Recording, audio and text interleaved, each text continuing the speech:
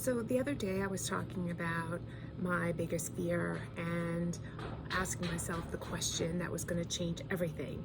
And the flip side of all of that is the concept of failure. And failure is something that I think is really important to consider and think about. What does failure really mean? And if we embody the concept of failure as something that means stop, don't go any further, or I failed, this is a mindset that keeps us fixed in the way things are in status quo. And I think failure is like experimentation. Like a scientist does experiment after experiment, and they don't consider it failure, they consider it elimination of one remedy or one process that didn't work until they land on the thing that works. And I think we all need to embody, well, I need to embody, I think it's something that I talk to my clients a lot about, is embodying the concept that failure is just testing and experimentation and a way to do it differently and try again. We shouldn't be stopped when something doesn't work for the first time.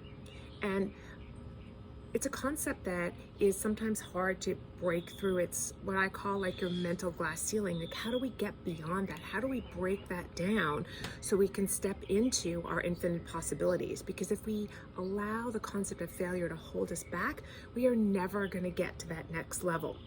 And I like to think of, there was a video that I saw many years ago about this guy who had no arms and legs. And he was a public speaker, and he did this really amazing inspirational video. And he talked about how if he stopped trying after number 20 when he tried to get up, then he would have never gotten up. If he stopped after 50, if he stopped after 100, he would have never gotten up. So he had to keep pushing himself, and it wasn't failure, it was trying to do things differently.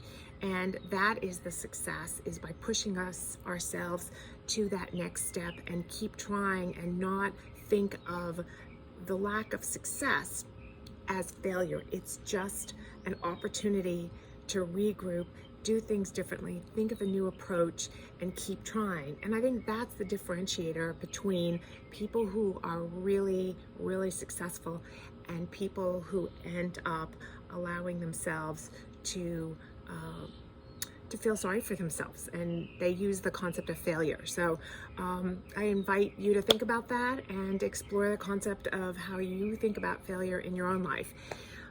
Let me know your thoughts. Thanks.